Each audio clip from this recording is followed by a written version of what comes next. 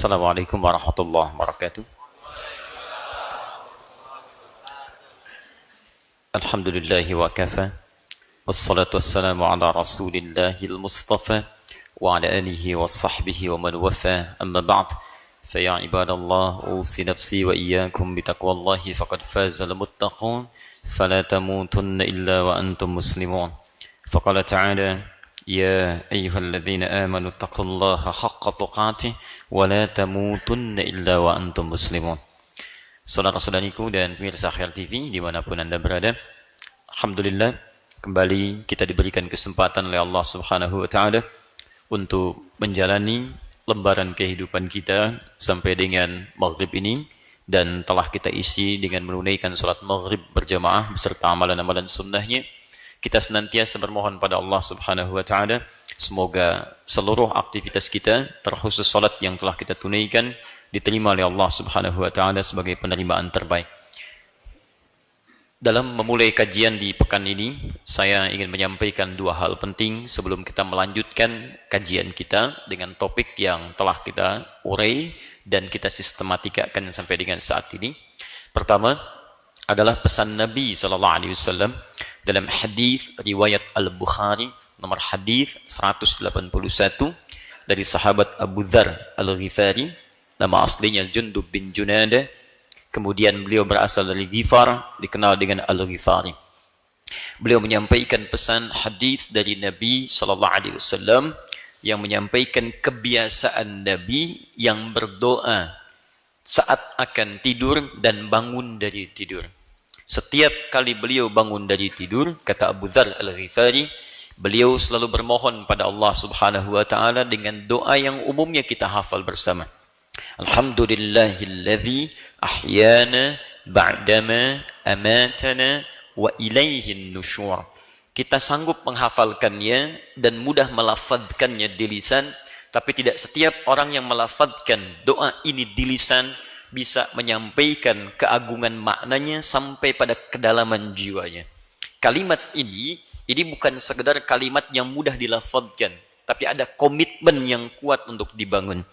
Kalau saya terjemahkan bebas doa ini dengan pendekatan ilmu balaghah, bukan terjemah umum, tapi pendekatan keilmuan untuk menerjemahkannya, maka kalimat singkatnya kurang lebih berbunyi: Ya Allah, terima kasih telah memberi kesempatan saya hidup, sekalipun Engkau bisa mewafatkan saya dalam tidur tadi.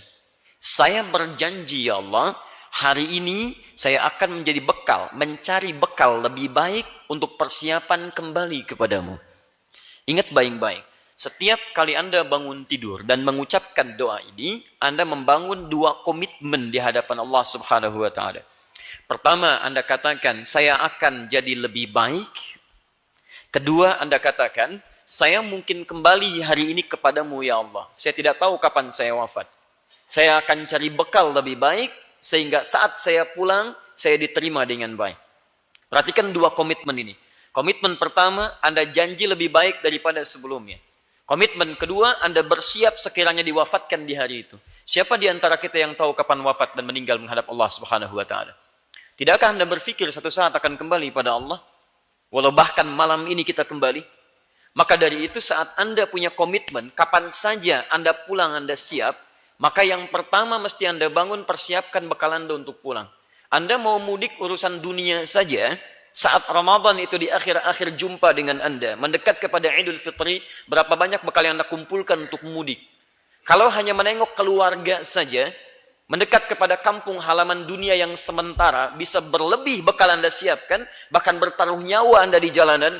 Kenapa Anda tidak serius mencari bekal untuk menghadap kepada Rabbul Alamin? Dan kapan saja Anda bisa mudik menghadap pada Allah Subhanahu wa taala? Karena itu tolong pastikan nasihat kita bersama. Artinya untuk saya, untuk Anda, untuk kita. Mari kita saling setiap hari mengingatkan supaya setiap hari lebih baik daripada hari sebelumnya. Ingat, begitu Anda katakan wa ilaihin nusyur, maka sholat Anda harus lebih baik daripada hari kemarin. Kalau kemarin Anda sholat sendirian, hari ini Anda berjamaah. Kemarin 3 waktu Anda berjamaah, sekarang 5 waktu berjamaah. Kemarin 2 waktu di masjid, ya ikhwan, sekarang 5 waktu Anda ke masjid. Kemarin gak tahajud, sekarang tahajud. Kemarin gak baca Quran, sekarang rencanakan, saya pengen baca minimal 10 ayat hari ini. Paham insya Allah? Maka dari itu, setiap hari coba ingat-ingat setiap saat. Satu saat kita akan pulang. Kita akan meninggal. Dan jika Anda terfikir berbuat maksiat pada kapanpun, saat dimanapun, bayangkan seketika Anda diwafatkan oleh Allah Subhanahu wa Ta'ala. Seperti halnya ketika Anda malas untuk ibadah, bayangkan seketika Allah wafatkan. Dan itu cara terbaik untuk mengembalikan kita untuk bersemangat mendekat pada Allah Subhanahu wa Ta'ala. Siap insya Allah?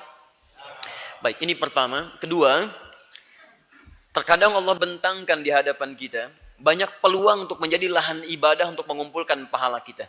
Duhai Anda yang mendambakan masuk surga Firdaus tanpa hisab, bersanding dengan Nabi SAW.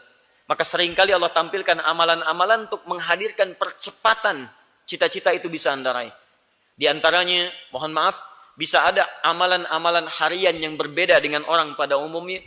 Seperti orang salat berjamaah, misal Anda ke masjid. Orang di masjid Anda tambah dengan salat sunnah. Orang membaca Quran, Anda memahami Al-Quran. Orang memahami Al-Quran, Anda menghafal Al-Quran. Tapi juga kadang Allah hadirkan amalan-amalan di sekitaran kita secara sosial untuk membangun lipatan amalan yang berganda lagi untuk pahala yang begitu berlipat. Alhamdulillah, kita bersyukur pada Allah Subhanahu wa Ta'ala. Sampai hari ini kita dijaga konsisten untuk beramal. Tapi saat bersamaan, Allah tampilkan beberapa peluang-peluang pahala kebaikan, sekalipun mungkin nampaknya datang lewat musibah. Kita sampaikan berita duka cita bagi saudara-saudari kita, sekaligus support kita dari sini kepada saudara-saudari kita khususnya di Sinabung. Kami berdoa bersama Anda semua, kita sinergikan semoga Allah memberikan kesabaran dan kekuatan, dan kami insya Allah dalam sujud berdoa supaya apa yang Allah tampilkan dari musibah yang terjadi ini insya Allah bisa menguatkan kita semua, dan mungkin ini cara Allah untuk menguatkan sinergi antara kita bersama. Saya Adi Hidayat menyeru bersama para jamaah di sini kepada saudari-saudari kita dan saudara-saudara kita yang ada di sekitaran Sinabung, mari bersinergi, jangan berpangku tangan, ayo kuatkan barisan dan tolong saudara-saudari kita. Dan saya mengajak teman-teman yang ada di sini, jika kita terpanggil untuk membantu, ayo kita bantu semaksimal yang bisa kita lakukan, sekalipun hanya dengan doa. Semoga dengan itu insya Allah dikuatkan saudara-saudari kita dan kita bisa terhindar dari segala hal yang tidak Allah inginkan dalam kehidupan kita. Baik, dan terakhir, maaf, terkadang ada ujian-ujian hadir untuk mengingatkan kita dari perilaku-perilaku yang kurang menyenangkan. Mungkin bukan warga Sinabung yang kurang baik. Mungkin ada kondisi yang lain yang semarak di sekitaran kita yang harus diperbaiki untuk saat ini. Kadang-kadang mesti datang di satu tempat untuk mengingatkan yang lainnya. Itulah yang disebut dengan fitnah. Fitnah itu ujian yang dilekatkan pada pihak lain, tapi diberikan kepada orang lain contoh untuk belajar darinya. Di sifat ujian itu, alhamdulillah, ada 3 namanya. 1 musibah, 2 bala atau ibtila, yang 3 fitnah. Oh, hati-hati, pakai F ya. Katanya orang Sunda nggak bisa nyebut F ya. Itu fitnah. Baik, F. Teman-teman, musibah 1, 2 bala, yang 3 fitnah. Kalau disebutkan musibah itu nama umumnya. Semua yang kita alami bisa terlihat baik, bisa terlihat kurang menyenangkan. Lihat bahasa saya ya. Bisa terlihat baik, bisa terlihat kurang menyenangkan. Semua yang datang dari Allah tidak ada yang buruk, semuanya baik. Cuman kadang-kadang cara pandang kita bisa berbeda menyikapinya. Apa yang kita sukai kita anggap baik, apa yang kurang kita sukai kita anggap kurang baik. Padahal belum tentu bagi Anda tidak baik, mungkin bagi orang lain baik. Ayo teman-teman yang warga Bekasi, kalau diberikan hujan deras, teman-teman senang atau gelisah? Senang, Masya Allah. Anda senang. Tuh yang dekat kali, banjir. Ya? Jadi kadang-kadang cara pandang tuh bisa berbeda. Tapi ketika Allah turunkan jadi banjir, bukan airnya yang salah. Barangkali ada pelajaran besar di situ. Mungkin ada sesuatu yang tersumbat, sesuatu yang harus diperbaiki. Begitu cara berpikirnya. Sehingga kalau energi positif kita dihadirkan dalam kehidupan, tenanglah kehidupan kita dalam menjalani episode lembaran kehidupan kita. Paham sampai sini? Baik. Nah, musibah itu segala hal yang kita alami. Jadi bisa terlihat baik, Anda dapat promosi jabatan, itu musibah. Makanya dulu Khalifah kelima, ini gelar dari para ulama, Khalifah kelima, Umar bin Abdul Aziz, ketika dilantik jadi Khalifah, presiden kalau sekarang, dan kekuasaannya lebih luas, luar biasa, bentangannya jauh, banyak beberapa wilayah dilewati, benua-benua dilewati. Apa yang terjadi? Kalimatnya bukan Alhamdulillah, Inna lillahi wa inna ilaihi raji'un. Karena memang kalimat standar ketika dapat musibah, kalimatnya innalillah. Quran surah kedua Al-Baqarah ayat 156. Paling kiri sebelah atas. Alladzina idza asabathum musibah qalu inna lillahi wa inna ilaihi raji'un. Jadi orang-orang yang diuji oleh Allah, musibah dari kata asaba yusibu, segala yang dialami. Anda kaya, itu ujian bagi Anda. Bagaimana kekayaan itu bisa digunakan untuk mendekat kepada Allah, bukan untuk dibanggakan. Kalau cuma dibanggakan, Anda telat, sudah ada Qarun. Makanya ketika Qarun membanggakan diri dengan harta, ditegur oleh Allah. Turun Quran surah ke-28 ayat 77. Paling kiri sebelah bawah. Ya, lihat, wabtaghi fima atakallahu daral akhirah. Qarun, saya titipkan harta pada kamu bukan untuk sombong, tapi dengan harta ini cari peluang untuk mendekat kepada nilai akhiratmu. Cari tempat terbaik di akhiratmu, cari surgamu dengan harta itu. Katanya mau Firdaus. Tuh contoh orang Firdaus, bagaimana harta digunakan untuk mendekat kepada Firdausnya. Kamu nggak usah sombong. Dan Qarun tuh luar biasa. Bodyguardnya banyak, kunci hartanya banyak. Maaf, berangkasnya juga tak terhitung, kuncinya nggak sanggup dipikul bodyguardnya. Dia sombong, ditegur oleh Allah. Antum kaya nggak seperti Qarun. Berangkas berapa yang antum punya? Bodyguard antum jangankan jagain harta, jagain antum aja telat. Ya, ikut. Jangan-jangan bodyguard juga nggak punya. Harta nggak berlimpah seperti Qarun. Dan Anda pengen ikutan sombong, keterlaluan.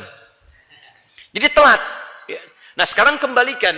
Jadi kalau Anda merasa kaya, atau Anda diangkat dengan kedudukan, itu ujian bagi Anda. Bukan untuk diperdebatkan, dan bukan untuk dipertontonkan. Tapi bagaimana itu jadi tuntunan, bukan tontonan dalam kehidupan. Itu poinnya. Jelas ya? Nah, sama dengan yang terlihat kurang menyenangkan pun. Sakit misalnya.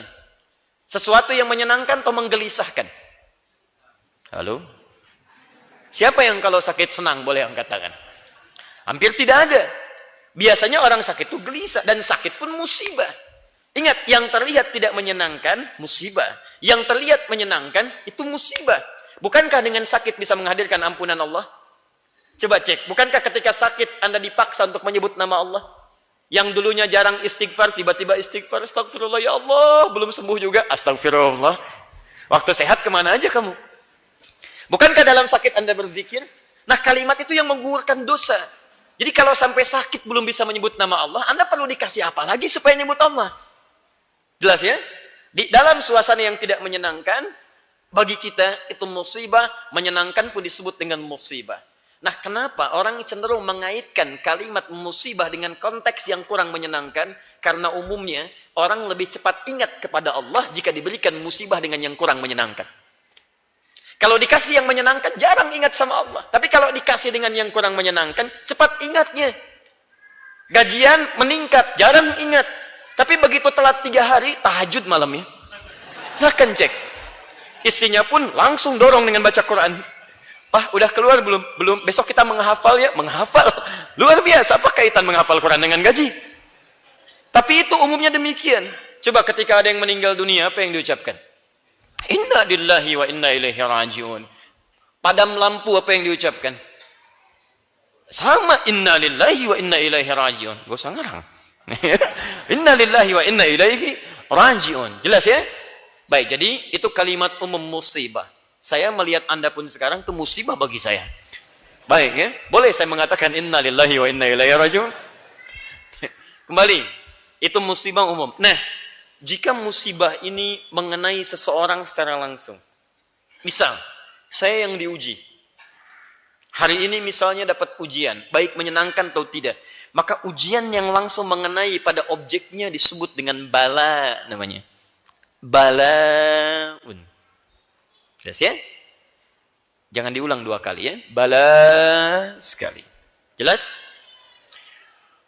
Kalau ujiannya tidak biasa, di atas rata-rata. Misal, ujian dalam bisnis, hanya diganggu, ada ancaman, tapi ini di atas rata-rata. Sampai dilemparkan ke laut, ditelan ikan paus. Jelas? Di atas rata-rata. Ada yang ujiannya diuji dengan anak, kadang sulit diatur, diarahkan. Ini standar. Maaf, ada yang bahkan baru lahiran, harus kemudian dipisahkan dari orang tuanya, setelah tumbuh agak dewasa, disembelih. Harus disembelih. Ini di luar kebiasaan. Maka berubah kalimatnya dari bala jadi ibtala. Masya Allah. Kelihatan? itu ujian buat Anda. Itu bala namanya. Bala. Fokus. Kalau di atas rata-rata disebut apa? Ibtala. Ibtala. Perhatikan sini. Saya mau perlebar dulu ya masalah ini. Karena boleh jadi ini sangat bermanfaat untuk kita sekarang. Di sini. Ini yang standar. Di antara dalilnya misalnya Quran surah ke-2 ayat 155. Paling kiri sebelah atas. Itu detailnya. وَلَنَبْلُوَنَّكُمْ بِالشَّيْءٍ minal khawf wal ju' wa naqsim minal amwali wal anfusi wat thamarat wa basyiris sabirin. Garis bawahi wala nabluwannakum, itu kata kerjanya dari kata bala. Setiap yang hidup pasti kami akan uji minimal dengan ujian standar. Ini suara ini pun ujian tuh, ya. Itu bala. Ini standar. Minal khawf, khawatir. Wa naqsim minal amwal, harta berkurang. Wal anfus, ada yang sakit sampai yang wafat. Wa thamarat, hasil kerja kerasnya dirampas oleh orang lain. Nah, di terjemahan diartikan buah-buahan, ya. Itu terjemah umum, terjemah umum. Kalau terjemah tepatnya dengan ilmu balaghahnya, itu maksudnya hasil pekerjaan kita dirampas oleh orang lain. Kalau cuman buah-buahan, Allah nggak adil, cuman tukang buah yang diuji, tukang sayur enggak, gitu kan? Dan sebagainya. Ini maksudnya begini, kalau Anda nanam sesuatu, maaf, yang ingin diraih apanya? Saya nanam biji rambutan, yang pengen dipetik apanya? Mustahil metik bijinya, pasti buahnya. Tapi ketika Anda tanam bijinya, apakah langsung tumbuh buahnya? Mustahil. Anda mesti lihat dulu, rawat dulu, pupuk dulu, segalanya. Besok mau panen, tiba-tiba malam habis diambil oleh orang lain. Itu yang dimaksud dengan wathamarat. Hasil kerja keras Anda, buahnya dipetik orang. Ini baru buah-buahan. Ada orang yang tanam modal, ikut tender, keluar biaya, bikin studinya. Begitu telah kelar proyeknya, dia bagus sekali capaiannya, tiba-tiba diserobot oleh orang lain. Ada yang begitu? Ada yang persiapan untuk melepas masa lajangnya, sudah siap-siap, menyiapkan proposal terbaik. Begitu lamaran, diserobot oleh orang lain. Itu ujian. Ya? Sabar. Pilih mana? Jomblo yang soleh atau punya pasangan tapi bermasalah? Alhamdulillah ya. Ayo cepat nikah. Ini fokus agak cepat. Tapi kalau meningkat di atas standar kalimatnya berubah jadi ibtala. Contohnya Quran surah kedua Al-Baqarah ayat 124 paling kanan di pertengahan. Kisah tentang Nabi Ibrahim alaihissalam. Ketika Allah menguji Nabi Ibrahim, kalimatnya tidak menggunakan kata bala, tapi ibtala. Fokus lihat ayatnya. Wa idzibtala Ibrahim wa rabbuh. Dan ingatlah, sering saya katakan ketika ada kalimat idz dalam Quran, itu bukan sekedar diingat, tapi pelajari, pahami, dan renungi itu semua. Hei, ingat ya, pelajari ya, pahami ya, renungi nih. Saya uji Nabi Ibrahim. Beliau itu Nabi, Rasul, dekat dengan saya. Bahkan panggilan Qur'annya Khalilullah. Wattakhadallahu Ibrahim khalila. Allah mengambil Ibrahim sebagai khalil. Hamba yang sangat dekat dengan Allah subhanahu wa ta'ala. Abul Anbiya, bapak para nabi. Banyak dipuji di Quran. Apakah itu semua status ini menghentikan beliau mendapatkan ujian? Tidak. Tapi diuji lebih dahsyat dibandingkan dengan hamba biasa. Pertanyaannya, apakah Nabi Ibrahim mengeluh? Tidak. Maaf, ketika berdakwah, dicela, tidak mengeluh. Diusir dari kampung, tidak mengeluh. Dibakar, tidak mengeluh. Dipasangkan dengan pasangan, belum ada keturunan, tidak mengeluh. Yang hebat, punya keturunan, dipisahkan. Bapak dan anak, tidak mengeluh. Ketika anaknya mulai agak dewasa, mesti disembelih, tidak mengeluh. Persoalannya kata Al-Quran, jika Nabi, Rasul punya ujian begitu besar, tidak mengeluh, dan tetap terjamin surga dengan segala ujian ini, maka kenapa Anda, yang bukan Nabi? Rasul juga bukan. Surga belum jelas jaminannya. Ujian tidak sedahsyat para Nabi dulu. Kenapa Anda mengeluh? Maka dari itu ketika diturunkan kisah para Nabi ini, dan kisah-kisah Nabi dan orang soleh dahulu ketika disebut di Quran, itu bukan kisah yang kemudian kita dendangkan dan kita sampaikan untuk didengar. Bukan, itu bukan dongeng.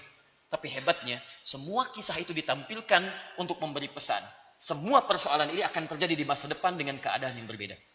Contoh, orang dulu pernah sakit, orang sekarang ada yang sakit. Perhatikan, Nabi Ayub itu pernah diuji dengan penyakit yang sangat dahsyat. Bukan bala, tapi ibtila. Bahasa isyarat Qurannya sulit dialami oleh orang sebelumnya, jarang dirasakan oleh orang setelahnya. Langka penyakitnya. Puluhan tahun. Apakah mengeluh? Tidak. Nah sekarang persoalannya, Anda yang baru sakit beberapa tahun, kenapa kemudian jadi mengeluh? Ini selevel Nabi, orang dekat dengan Allah, levelnya Rasul, diuji penyakit puluhan tahun, sampai ibadah terasa sulit, dan tidak mengeluh di hadapan Allah Subhanahu Wa Taala. Istrinya mengatakan, Pak, kenapa tidak mohon kepada Allah untuk disembuhkan? Kata suaminya, Ma, berapa lama kita diuji dengan begini? 7 tahun. Berapa lama kita senang? 20 tahun. Dalam riwayat 70 tahun. 20 tahun, ambil yang paling kecil, 20 tahun. Kata Nabi Ayub, saya malu kalau harus bermohon sekarang. Saya dikasih sehat 20 tahun, baru dikasih sakit 7 tahun. Malu di hadapan Allah. Nanti kalau sudah sama jumlah sakitnya, masanya sama 20 tahun dengan jumlah sehat, baru saya bermohon di hadapan Allah Subhanahu Wa Taala. 7 tahun tidak mengeluh. Kenapa Anda baru 7 menit sakit gigi sudah mengeluh? Kenapa saya ya Allah? Ya memang kamu. Ini poin. Ibtada. Jelas ya? Jadi maksud saya begini. Kalau Anda punya masalah zaman sekarang, punya persoalan, coba Anda kembali kepada Quran, siapa nabi-nabi dan orang soleh yang pernah diuji. Nanti insya Allah dalam waktu dekat kita akan hadirkan contoh-contoh keteladanan dalam ujian. Mungkin ujian Anda sama dengan orang-orang dulu. Lihat bagaimana mereka mengamalkan satu amalan, dan di situ Allah kabulkan dengan cepat. Saya kasih rahasia ya. Fokus baik-baik. Ini antara kita saja. Lihat sini. Anda buka Quran, surah 21, ayat 83 sampai 92. Saya nggak akan bahas ini, cuma kasih gambaran sederhana saja. Ya. Surah 21, surah Al-Anbiya. Oke? Ayat 83 sampai 92. Di sini nanti ada beberapa jenis ujian yang dialami orang dulu, khususnya para nabi dan orang saleh. Ada yang sakit, ada yang maaf, diisengi sampai kemudian dijahili dengan satu yang luar biasa. Ada yang dapat ujian belum dapat keturunan. Ada yang dapat ujian celaan dari lingkungan masyarakat sekitaran. Ingat baik-baik ya. Anda baca ayat ini, setiap Allah menyampaikan, kami selesaikan masalah mereka, Allah di akhir ayatnya membuka peluang kepada orang di masa depan. Lihat bahasa-bahasanya. Saya beri contoh misal. Anda buka yang ayat 83 sampai 84. Lihat ayat 84-nya. Ketika Allah menyembuhkan Nabi Ayub, kalimatnya tidak ditutup sampai ke Nabi Ayub, tapi dibuka dengan kalimat wa dzikra lil abidin. Lihat ujungnya. Kisah ini kata Allah, saya jadikan sebagai zikra. Zikra itu pengingat yang bisa diamalkan. Kalau dalam bahasa bebas, ingat ya, ini Ayub sakit. Sakitnya begitu parah, tapi dia mengamalkan amalan-amalan ini. Kalau kamu punya sakit yang serupa bahkan dengan ini, amalkan seperti amalan Ayub alaihissalam. Maka saya akan sembuhkan engkau seperti saya sembuhkan Ayub. Buka ayat 87 sampai 88-nya. Di situ ada kisah Nabi Yunus alaihissalam. Wa dhannuni idh dhahaba mughadiba. Ada ayat 87-nya? Dhannun dan Nabi Yunus. Nabi Yunus musibahnya apa? Dimakan ikan paus. Tiba-tiba ikan paus datang. Saya makan ya, begitu. Tidak sampai situ. Nabi Yunus itu berdakwah. Kemudian dari komunitas itu beliau pergi, gitu kan? Kemudian naik ke sebuah kapal. Di kapal kemudian ada perseteruan. Lihat perseteruan. Dari perseteruan itulah kemudian mereka mengundi dan hasilnya Yunus mesti dilemparkan ke lautan. Kadang-kadang Anda kumpul dengan teman-teman, Anda tidak disukai dalam bisnis Anda, dalam pekerjaan Anda, dan Anda harus disingkirkan. Coba lihat. Dan tidak main-main, begitu dilemparkan, ditelan ikan paus. Pertanyaan saya, masuk ke perut ikan paus gelap atau terang? Pernah masuk? Allahu a'lam, Masya Allah. Baik, tapi kan bisa kita rasakan gitu ya. Gelap, pengap, macam-macam. Perhatikan. Begitu Nabi Yunus mengamalkan satu amalan zikir di situ. Dan mendekat kepada Allah. Apa jawaban Allah? Lihat ayat 88-nya. Ketika Allah menyelamatkan Nabi Yunus, fanajjainahu minal ghammi. Kami selamatkan Yunus bukan dari perut ikan paus. Kan Yunus alaihissalam ditelan ikan paus kan? Tapi ketika Allah menyelamatkannya, kalimat Qur'annya bukan mengeluarkan Yunus dari ikan paus, bukan. kami selamatkan Yunus dari awan gelap yang menyeliputi. Kalimatnya gham. Gham itu awan gelap yang menyeliputi. Quran surah kedua ayat 57, paling kiri sebelah bawah. Wa dhallalna 'alaikumul ghamama wa anzalna 'alaikumul manna wassalwa. Wa dhallalna 'alaikumul ghamama. Bani Israel, setiap kalian berangkat kemana-mana, kami naungi dengan awan gelap dari atas supaya teduh. Teduh. Ghamam. Kalau ghamam itu konotasinya positif. Kalau ghammi konotasinya negatif. Jadi kalau ghamam itu awan gelap yang bikin teduh. Tapi kalau ghammun itu awan gelap petanda yang tidak menyenangkan. Bisa siang-siang tiba-tiba mendung. Padahal di Bekasi bukan di Megamendung. Kelak. Anda gelisah atau tenang? Gelisah. Nah ini dalam bahasa Arab balaghah disebut dengan kinayah, bahasa kiasan. Mengambil dari peristiwa untuk dilekatkan di peristiwa yang lainnya. Fokus. Kalau Anda punya masalah luar biasa, dikhianati teman, diambil proyek Anda dihabiskan hartanya, dan sebagainya. Perasaan saya tawarkan kepada Anda, jika Anda mengalami peristiwa seperti ini, bukankah kadang-kadang ada perasaan, awannya sih terang, cuman kan diri Anda gelap pada saat itu. Mau jalan susah, mau makan gak enak, itu yang dimaksudkan dengan ghambun. Seperti Anda ternaungi oleh awan gelap dalam kehidupan Anda. Perhatikan, kenapa Allah saat menyelamatkan Nabi Yunus tidak mengungkapkan dikeluarkan dari perut ikan paus tapi awan gelap yang menyelimuti. Karena Allah ingin menyampaikan pesan, nanti di masa yang akan datang, ada hamba-hamba Allah yang lain yang mengalami peristiwa yang sama. Tidak masuk ke dalam perut ikan paus, tapi sama-sama gelapnya. Sama-sama sesaknya. Lihat pekerjaan Anda dirampas oleh orang lain. Anda sesak walaupun tidak masuk ke dalam perut ikan paus. Anda gelap walaupun tidak masuk ke dalamnya. Maka lihat ujung ayatnya. Wa kadzalika nunjil mu'minin. Jika mereka mampu mengamalkan amalan seperti Nabi Yunus, kami akan selamatkan seperti kami menyelamatkan Yunus dari perut ikan paus. Itu rahasianya. Jadi rajin-rajin Anda berinteraksi dengan Al-Quran bukan cuma dibaca, pahami isinya. Ada pesan-pesan mendalam untuk kehidupan kita. Sama, bukankah yang kena awan sinabung kemudian jadi gelap? Jadi macam-macam dan sebagainya. Kami ajak teman-teman, ayo kita amalkan amalan. Termasuk kita. Kita punya peluang untuk mengamalkan yang ketiga. Apa itu? Fitnah. Pakai F? Fitnah. Ujian yang dilekatkan pada orang lain. Tapi pelajaran yang bisa diambil bukan hanya orang itu saja. Kita yang diminta belajar dari situ. Nanti ada dua jenis. Jenis pertama berupa ujian umum, jenis yang kedua berupa tuduhan yang negatif. Jadi yang mengerjakan si fulan yang dituduh orang lain, itu yang kedua yang negatif. Sekarang lihat sini. Fokus. Yang kena letusan gunung di mana? Yang kena tsunami di mana? Di Aceh. Bagi mereka itu bala. Bahkan mungkin ibtila. Tapi bagi kita itu fitnah. Ujiannya bagi saudara-saudari kita di Aceh, tapi pelajarannya untuk kita yang ada di sini. Allah ingin melihat siapa yang sangat mencintai saudaranya. Siapa yang bisa menyampaikan doa dalam sujudnya untuk mereka.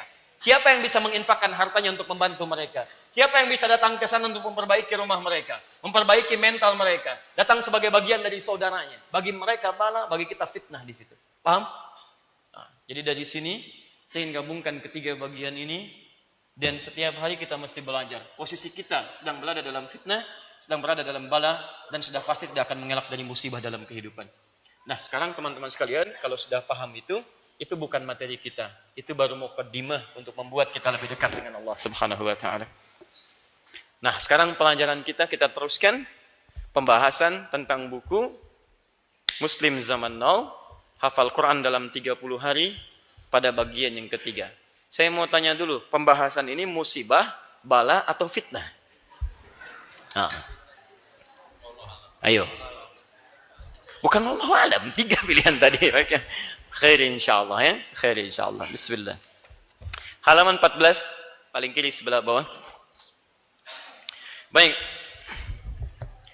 Insyaallah sudah dapat bukunya? Baik, yang sudah, yang belum berarti belum. Baik, bagi yang sudah, yang hadir di sini, sertakan dengan kita. Bagi yang belum terhubung dengan teman-teman di rumah, Anda bisa ikuti episodenya, karena dalam pembahasan kita pun insya Allah akan sama dengan isi bukunya. Doakan, kita sedang dalam proses cetak insya Allah. Kita sudah cetak 15.000 dan sudah kita sebarkan. Nanti dalam setiap pertemuan kalau ada stok di sini kita bagikan kembali. Ya, kalau ada yang bisa disampaikan kita sampaikan. Nanti kita menunggu untuk sempurna cetakan selanjutnya. Sepakat sampai sini? Alhamdulillah. Ayo bahasan yang ketiga. Bismillahirrahmanirrahim. Bagi yang baru terhubung dengan kajian kita di sore hari ini, setiap pekanan kita bertemu, kita membahas khusus tentang kelas Al-Quran dan turunan-turunannya melalui ilmu-ilmu Al-Quran. Bagian pertama kita tamatkan dulu bagaimana cara cepat menghafal Quran. Setelah kita bisa menghafal Qurannya, baru kita pelajari ilmu Qurannya. Sehingga hafalan itu bisa sejalan dengan ilmunya. Jelas ya? Setelah itu nanti baru kita pelajari hadisnya. Saya sudah siapkan insya Allah satu bagan yang bisa mempelajari cepat ilmu hadis. Nanti saya coba cetak bukunya, ada bagannya, saya tinggal tutup beberapa bagian. Nanti pembelajaran beberapa semester di kampus, kita coba hadirkan dalam 1-2 jam pertemuan insya Allah. Jelas ya? Tayyib. Kita mulai dengan ini dulu. Pembahasan sekarang adalah bagaimana cara menghadirkan motivasi-motivasi dalam diri agar bisa cepat menghafal Al-Quran. Pertemuan lalu telah kita bahas 2 bagian. Masih ingat? Satu apa? Ikhlas. Yang kedua apa? Serius atau sungguh-sungguh. Ingat betul pesan saya ini ya, teman-teman. Ingat. Yang paling penting dalam menghafal Quran, untuk menentukan cepat tidaknya kita menghafal, itu tidak pada metodenya. Metode itu sebagai pendukung saja. Yang paling penting adalah pendekatan kita kepada Allah Subhanahu wa taala. Semakin Anda membangun hubungan kedekatan dengan Allah, semakin cepat Al-Quran bisa Anda raih dalam kehidupan. Karena itu sekarang kita coba pelajari bagaimana Al-Quran membimbing kita untuk memperbaiki keadaan diri kita supaya lebih dekat dengan Allah, yang dengan itu diinginkan kita cepat mendapatkan Al-Quran. Ya. 1, kita diminta ikhlaskan niat. 2, kita diminta serius. Dan sekarang pembahasan ketiga adalah tentang sabar. Sabar. Kalau masih ada waktu kita bahas dengan yang keempat, yaitu yakin. Sabar dan yakin. Saya boleh hapus ini? Boleh, alhamdulillah. Musibah. Bala fitnah untuk Anda. Bismillah. Tayyib.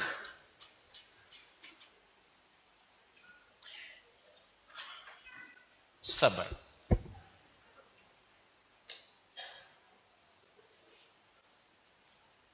Saya turunkan dulu dalilnya. Anda boleh mencatat beberapa turunan ini, karena tidak semua nanti akan ada di buku. Ini fungsi taklim kita. Kalau semua ada di buku, untuk apa kita bahas lagi? Kan? Sekarang, saya turunkan dulu 1, Quran surah kedua, ayat 155, sampai dengan 156. Ini. Kemudian kita korelasikan dengan Al-Quran. Kita turunkan dulu fungsi sabar. 2. Quran surah kedua ayat 153. Paling kanan sebelah bawah. Baru kita kaitkan kemudian dengan penghafal Quran. Quran surah ke-13. Kita akan ambil ayat 23 sampai ayat 24. Saya kotaki ini. Ini bisa juga nanti melibatkan semua keluarga di Quran surah ke-52 ayat 21. Saya kotaki ini. Teknisnya nanti bisa diatur di hadis Nabi sallallahu alaihi wasallam, hadis riwayat At-Tirmidzi. Nomor hadis 2915. Jadi kita bacakan. Apa hubungan dengan penghafal Quran dan motivasi kita untuk menghafalkannya? Maka ada pada yang kelima di Quran surah ke-35 Fatir ayat 32 sampai 33. Saya bulanti yang ayat 33, saya berikan kotak yang ini.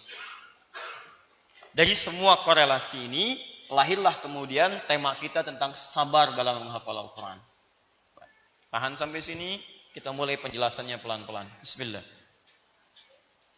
Saya mohon izin untuk menyampaikan dengan lebih lambat sehingga suara saya bisa didengar dengan baik dan mudah untuk dipahami. Baik, bismillahirrahmanirrahim. Bagian pertama. Teman-teman sekalian, sudah fitrah dalam kehidupan bahwa setiap yang hidup itu akan diuji oleh Allah Subhanahu wa taala untuk menjalani aktivitas dalam kehidupan. Setiap kita pasti akan beraktivitas. Tidak ada yang hidup yang tidak beraktivitas. Sepakat sampai sini? Sudah, itu dalilnya sudah cukup, tidak hanya dengan nakli, dengan dalil dari Al-Quran atau Sunnah, dengan akal pun bisa kita paham. Dua, orang yang cenderung beraktivitas, maka akan menghadapi tantangan-tantangan dalam aktivitasnya. Dalam bahasa Quran disebut dengan ujian sifatnya. Baik, Anda yang belajar, tentu tantangannya mesti menghafal. Ujian Anda menghafal. Ujian Anda kemudian belajar. Ujian Anda mesti beli perangkat pelajaran. Demikian Anda yang bekerja, Anda yang menikah, Anda yang berkeluarga. Semua orang yang hidup beraktivitas pasti dihadapkan pada ujian. Turunlah Quran surah kedua ayat 155. وَلَنَبْلُوَنَّكُمْ بِالشَّيْءِ. Setiap kalian yang hidup akan diuji dengan berbagai persoalan kehidupan. Bukan ingin menjadikan hidup kalian penuh dengan persoalan, tapi ingin meningkatkan kualitas dalam kehidupan. Perhatikan cara memahaminya. Kalau Anda sedang punya masalah dalam kehidupan, bahasa Al-Qur'annya, kata Allah, saya turunkan masalah ini bukan ingin membuat kehidupan Anda bermasalah, bukan. Tapi untuk meningkatkan kualitas kehidupan Anda. Sebab kalau tidak diuji, hidup Anda gak akan berkualitas. Bukankah anak SD kalau tidak ada ujian gak akan naik SMP? Bukankah anak SMP tidak akan teruji keilmuannya kalau tidak ada ujian? Bukankah calon suami kalau tidak diuji di awalnya, tidak ada komitmen untuk pernikahannya? Jelas sampai sini? Baik, maka perhatikan baik-baik. Ketika saya uji itu, saya berikan rahasia besar untuk bisa menjalani ujian itu dengan penuh kedamaian. Bahkan nanti ada orang yang ketika dapat masalah, dia malah gembira. Umumnya orang dapat masalah gelisah, orang ini saking taunya, dia malah gembira. Apa rahasianya? Kita nanti lihat setelah menunaikan salat Isya berjamaah. Subhanakallahumma bihamdika asyhadu an la ilaha illa anta astaghfiruka wa atubu ilaik. Assalamualaikum warahmatullahi wabarakatuh.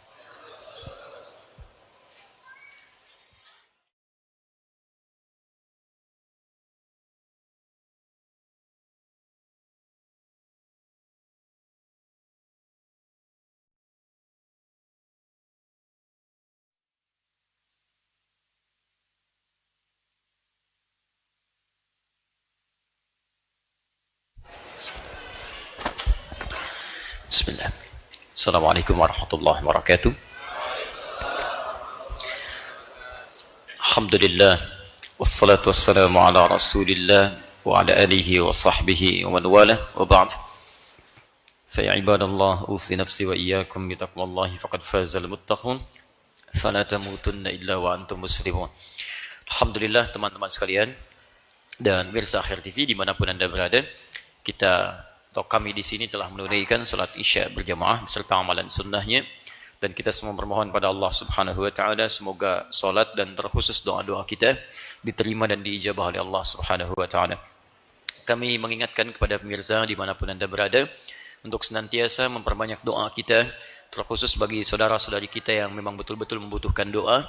Saya teman-teman sebelum kajian tadi menerima berita dari salah seorang syekh dari Jeddah, ya, sahabat kami, beliau juga ahli Al-Quran dan seterusnya, mengirimkan video tentang Ghuttah. Ghuttah itu suatu daerah di kisaran Syria yang beberapa hari ini dibombardir habis teman-teman sekalian. Habis luar biasa, ada anak yang kejepit, ada yang batuknya keluar darah. Dan kami disampaikan video langsung dari sana. Dari satu bunker dengan tanah, ada 2-3 orang ibu, kemudian memegang anak-anak yang masih kecil, dan dia miris menyampaikan permintaan bantuan kepada dunia, khususnya saudara-saudarinya sesama muslim. Dia katakan, kami berserah diri kepada Allah, tapi ini juga ujian bagi Anda teman-teman kami. Siapa yang mau mendoakan kami? Kami tidak ada makanan di sini, nggak ada minuman, semua dihancurkan habis. Dan kita sepi sekarang. Dan saya pantau media sosial, Masya Allah, beberapa yang sering saya lihat, kadang-kadang kita perhatikan, kenapa malah diributkan dengan persoalan-persoalan yang tidak penting. Ribut ini, berselisih itu, sementara hal yang butuh perhatian kita luput di dalamnya.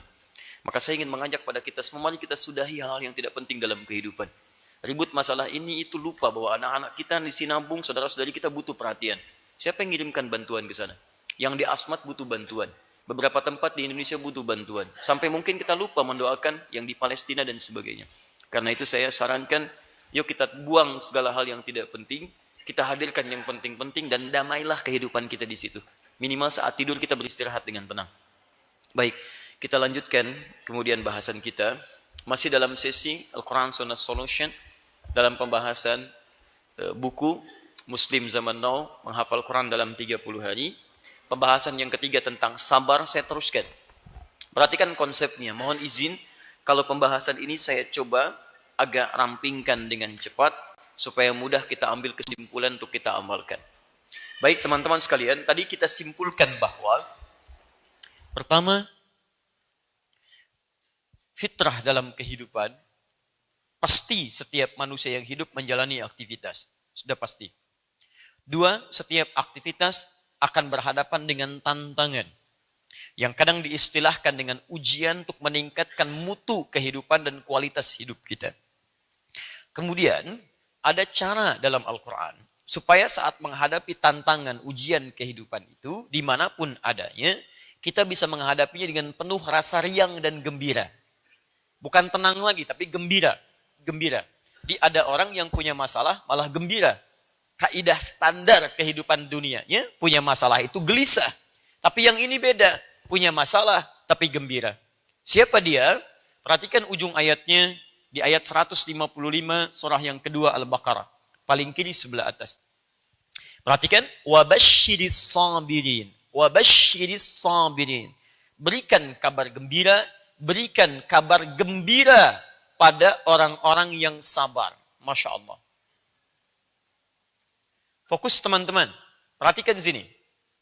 Ketika Anda hidup, saya bikin persamaannya, Anda menjalani kehidupan, maka Anda akan menjalani aktivitas di level manapun kehidupan Anda. Entah itu level sebagai individual kehidupannya, atau sosial, dengan masyarakat, lingkup keluarga, dan seterusnya. Maka Anda pasti beraktivitas. Setiap aktivitas persamaannya akan berhadapan dengan ujian untuk meningkatkan mutu kehidupan. Sekarang perhatikan, jika Anda ingin merasakan nyaman, tenang saat menghadapi ujian ini, berupa tantangan ini, saya tidak suka menyebut dengan hambatan, karena Allah menurunkan ujian bukan untuk menghambat hidup kita. Tapi menantang kita, di-challenge kita oleh Allah. Ayo nih, saya mau tingkatkan mutu hidup Anda, mau nggak? Saya bukan ingin hambat Anda. Kalau ingin bertahan di situ, silahkan, saya nggak akan uji. Kalau pengen terus di SD nggak naik-naik, silahkan aja. Nggak akan dikasih ujian, terus saja di SD. Silahkan, kan? Tapi hadirkan tantangan. Ini, maka cara menghadapi ini, wabashiris sabirin, hadapi dengan sabar. Maka orang yang bisa menghadapi ini dengan sabar, dahsyatnya, dia bukan gelisah ketika datang ujian. Hebatnya, dia malah gembira dengan datangnya ujian. Gembira. Umumnya kalau gembira itu perasaannya senang atau gelisah? Senang. Umumnya positif atau negatif? Jadi bagi orang sabar, ujian itu positif, bukan negatif. Makanya gembira dia. Sekarang cek teman-teman sekalian. Berapa kali kegembiraan hadir ketika Allah hadirkan ujian dalam kehidupan Anda?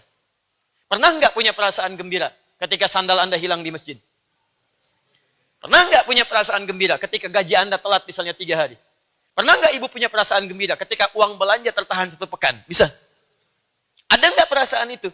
Atau jangan-jangan kita banyak mengeluhnya. Padahal ketika Allah menguji, lihat persamaan Qur'annya. Mustahil Allah uji pada hamba yang tidak sanggup menjalani ujian itu. Quran surah kedua ayat 286. La yukallifullahu nafsan illa wus'aha. Perhatikan persamaannya. Makanya Anda turunkan beberapa turunan Qur'annya supaya bisa kita pelajari dan terapkan dalam kehidupan. La yukallifullahu nafsan illa wus'aha. Allah tidak mungkin memberikan ujian di luar batas kemampuan yang diuji itu.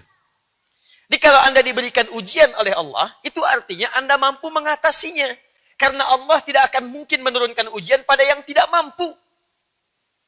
Silahkan cek, mau ujian ringan, Anda mampu.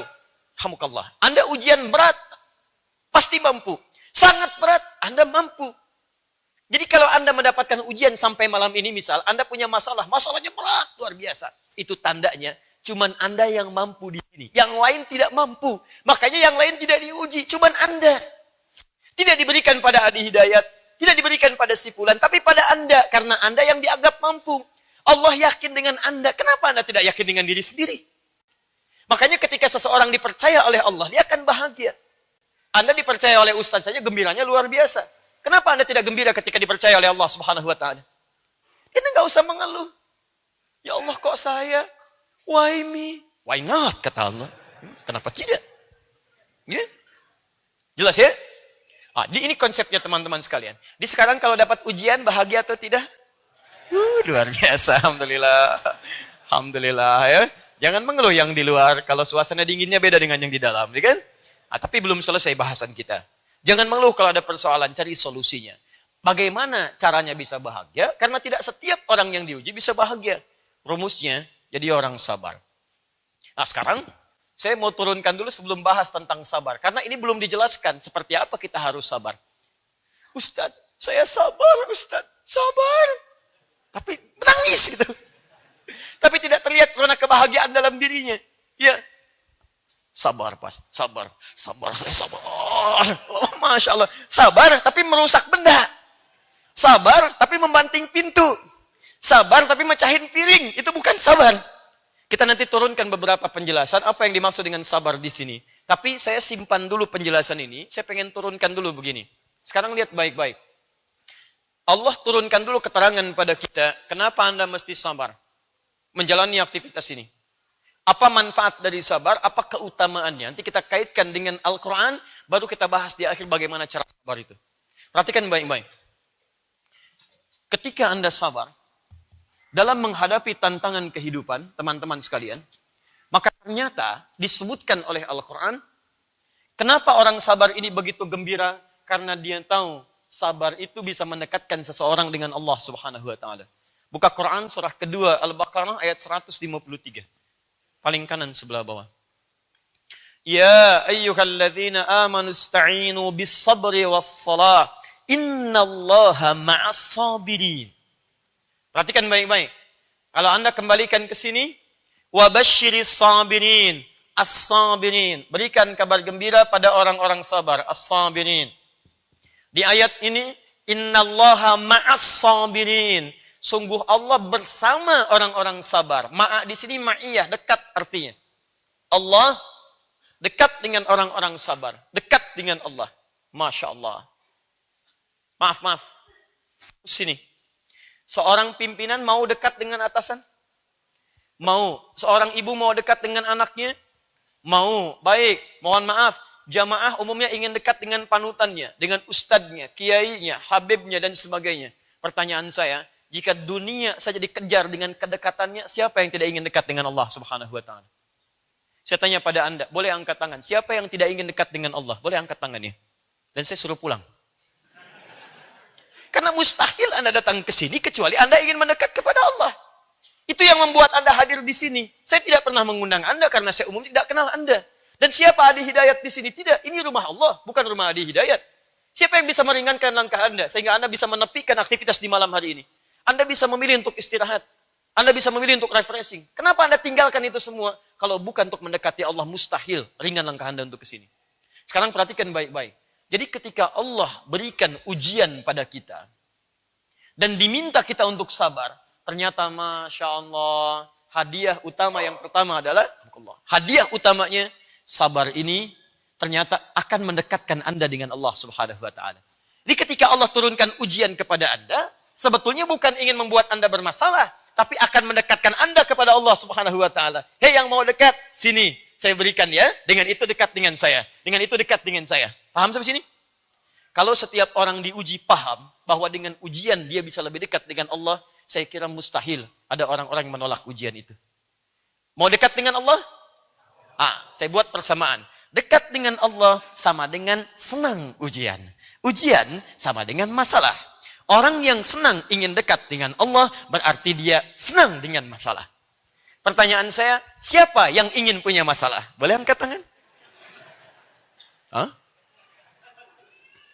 Ulang, siapa yang ingin dekat dengan Allah? Boleh angkat tangan? Masya Allah. Turun, siapa yang ingin punya masalah? Anda ini nggak konsisten. Kalau Anda ingin dekat dengan Allah, artinya Anda harus senang dengan masalah. Karena jalan menuju Allah itu dengan masalah. Kalau nggak ada masalah, bagaimana ada pahalanya? Kalau tidak ada masalah, bagaimana membangun kedekatannya? Siapa yang ingin masuk SMP, dia harus dengan melewati ujian. Siapa yang mau masuk kampus, dia harus tes dulu. Mustahil masuk kampus kalau nggak ada tes untuk mengawalinya. Jadi artinya orang yang ingin masuk ke kampus, dia sudah siap dengan ujian dan tesnya. Paham? Ingin punya masalah atau tidak? Ayo, renungkan sampai malam nanti ya. Sekarang, perhatikan sini. Saya belum sampai pada ahli Quran. Nanti ada yang paling dahsyat yang ingin saya sampaikan. Sekarang, persamaan berikutnya. Lihat. Hidup sama dengan aktivitas, aktivitas sama dengan ujian, ujian sama dengan sabar, sabar sama dengan dekat dengan Allah Subhanahu wa taala. Orang yang hidup yang ingin dekat dengan Allah, dia pasti akan menerima ujian dan dia senang dengan ujian. Fokus. Kalau dekat dengan pimpinan, akses mudah tidak? Mudah ya? Fasilitas lengkap tidak? Lengkap, Masya Allah. Perhatikan baik-baik. Kalau orang dekat dengan Allah, apa yang tidak mudah bagi Allah? Makanya ketika ada orang dekat dengan Allah, surganya pun spesial. Saking dekatnya, semua malaikat diminta menyambut orang-orang ini di semua pintu surga. Semuanya. Dan hebatnya, orang yang lulus ini nanti ada yang bisa membawa bapaknya, membawa pasangannya, membawa keluarganya, anak cucunya, dirangkul untuk masuk ke dalam surga. Dan ketika masuk ke dalam surga, Allah perintahkan malaikat untuk menyambut mereka semua di setiap pintu surga. Saking dekatnya dengan Allah, semua malaikat diperintahkan. Perhatikan baik-baik. Quran surah 13. Ayat ke-24-nya. Kalau mau dibuka dari ayat 23, silahkan. Jannatu adnin yadkhulunaha. Ada orang-orang yang akan masuk ke dalam surga Aden. Wa man salaha min abaihim, dan dia menarik bapak-bapaknya yang saleh. Maksudnya bapak-bapaknya dia, ya, yang barangkali mohon maaf amalnya biasa-biasa tapi sering meninggalkan maksiat, tarik sama anaknya. Fokus. Wa azwajihim, pasangan-pasangannya. Nanti kita lihat amalannya apa orang ini. Jadi kalau suami narik istrinya, istri narik suaminya sepanjang tidak melakukan dosa besar. Wa dzurriyyatihim, dan anak keturunannya. Jadi ada aulad, ada dzurriyyah, itu beda. Kalau aulad itu anak langsung. Quran surah kedua Al-Baqarah ayat 233, paling kanan sebelah bawah. Seorang ibu menyusui anaknya, bahasanya aulad. Wal walidatu yurdi'na auladahunna. Ibu memberikan ASI pada anak yang baru dilahirkannya. Berikan ASI, itu aulad namanya. Tapi kalau dzurriyyah, anak Anda punya anak lagi, punya anak lagi, punya anak lagi. Sampai kehidupan berakhir, keturunan Anda ada. Dia muslim, dia beriman pada Allah, meninggalkan dosa besar. Itu bisa dirangkul. Maksud saya, ada keluarga besar, semuanya masuk ke dalam surga. Pada saat itu Allah perintahkan malaikat sambut mereka di setiap pintu surga. Perhatikan bahasa saya belum sampaikan pada Anda apa amalan keluarga besar ini. Tapi yang mau saya sampaikan, kalimat sambutan malaikat dibuka dengan kalimat, lihat ayat 24-nya. Salamun alaikum bima sabartum. Selamat. Kalian bisa masuk surga karena sabar saat menjalani kehidupan di dunia itu. Sabar. Ternyata sabar itu saat Allah hadirkan di dunia, lewat persoalan-persoalan di hidup, masalah itu bukan menjadikan hidup Anda bermasalah, bukan. Tapi ternyata masalah itu bisa mengantarkan Anda ke surga terbaik yang Anda bisa masuki. Siapa di antara antum yang tidak mau disambut oleh para malaikat? Siapa yang tidak ingin dekat dengan Allah? Dan ahli sabar masuk surganya spesial. Disambut semua malaikat, dikatakan salamun alaikum bima sabartum. Wal malaikatu yadkhuluna alaihim min kulli babin. Malaikat masuk kepada mereka, menyambut di setiap pintu surga. Salamun alaikum bima sabartum fa ni'ma uqbad dar. Selamat ya, bisa masuk ke sini, tempat yang paling enak dan abadi. Kalian telah sabar saat di dunia. Jadi, perhatikan. Fokus ke sini. Apa hubungan dengan para penghafal Al-Quran? Jika urusan dunia saja yang bisa membuat Anda lancar dalam urusan kehidupan dunia, bisa mendekatkan Anda dengan Allah, disambut di surga, maka bagaimana dengan orang-orang yang menghafal Al-Quran? Bukankah Al-Quran firman Allah? Otomatis Anda menghafal firman-Nya, artinya Anda mencoba mendekat jauh kepada Allah dibandingkan yang lainnya. Ada orang ingin dekat dengan Allah, tapi lewat dunia, cari pekerjaan yang halal, lewat rumah tangga, lewat belajar. Yang ini mendekat kepada Allah lewat kalamnya langsung, dia hafalkan kalam Allah subhanahu wa ta'ala. Jadi kalau aktivitas biasa saja butuh sabar, apalagi menghafal Quran. Paham maksudnya? Jadi kalau kita datang ke sini aja sabar, bekerja aja sabar, sekarang pencuri aja sabar, Pak. Pencuri bisa sabar. Saya sering ilustrasikan, ada 3 orang nih. Satu bosnya, yang kedua anak buahnya, yang ketiga anak baru nyuri. Sedang praktek. Tiba-tiba yang baru sedang diuji, nyuri motor. Begitu mau nyuri agak kesulitan. Bos, susah. Kata bosnya, sabar, terusin. Sabar. Orang nonton bola bisa sabar. Nunggu sampai malam. Wah, MU nih, MU lawan Sevilla. Masya Allah. Padahal 0-0. Coba cek, saya nggak nonton, nggak ada kerjaan. Walaupun saya tahu hasilnya. Madrid menang 3-1 lawan PSG kemarin. Kira-kira Neymar yang mau masukin, ternyata bukan. Masya Allah, pertama PSG 1-0, dibalas kemudian oleh Ronaldo. Penalti sih, bolanya agak ngangkat dikit, agak aneh juga tuh. Belum lihat udah ngangkat ya. Saya tahu saya. Tapi saya nggak nonton, nggak ada kerjaan beneran. Kedua pakai dengkul ya. Ketiga kemudian Marcelo. Ya operan kemudian dari kiri, set diterima langsung tembak. Apa saya? Tapi saya tidak nonton, nggak ada kerjaan. Nggak ada kerjaan, ngabisin waktu di situ. Kenapa? Anda bisa sabar nonton bola. Kenapa Anda nggak bisa sabar dengan tahajud? Orang maksiat bisa sabar. Kenapa Anda taat tidak bisa sabar? Dan kesabaran tertinggi adalah kesabaran saat menghafal firman Allah Subhanahu wa taala. Karena Anda langsung berhadapan dengan Sang Pencipta di situ. Menghafal firman-Nya. Kalau urusan untuk dunia bisa sabar, kenapa urusan untuk firman Allah kita tidak bisa sabar? Makanya orang-orang yang sabar dari penghafal Quran diberikan ayat spesial di dalamnya. Perhatikan baik-baik. Buka Quran surah 13 tadi, ayat 23 sampai 24. Tinggalkan bolanya. PSG menang, menangis. 3-1. Tapi Persija menang kemarin dia 3-0. Baik.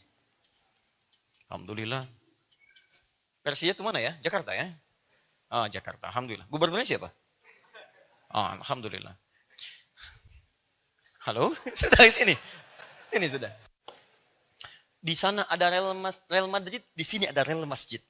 Di sana ada best player, di sini ada best prayer. Di sana main, sini sholat. Di sana Madrid, sini masjid.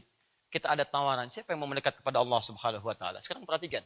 Quran surah ke-13 ayat 23. Lihat ayatnya. Bukankah di situ disebutkan jannatu adnin yadkhuluna? Ada orang-orang yang masuk surga Aden. Masya Allah. Indah sekali. Jannatu adnin. Masya Allah. Yadkhuluna.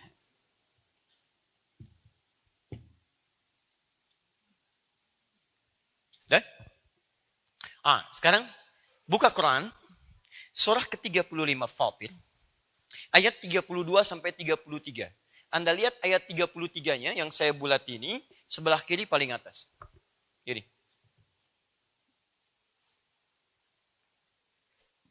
Ada? Sudah? Coba lihat ayat 33-nya langsung dulu. Langsung.